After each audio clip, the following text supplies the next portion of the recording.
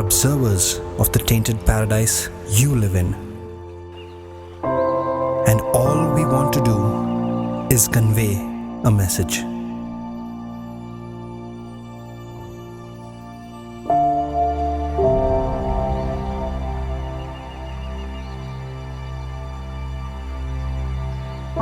We have listened to your colorful shrieks,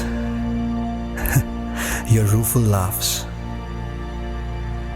watched you smile with guilt as you worship your sins, blinded by fate and deafened by your own screams, rioting in silence.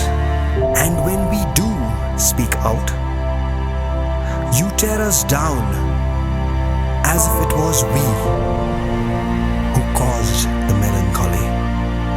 But we are like little birds who understand that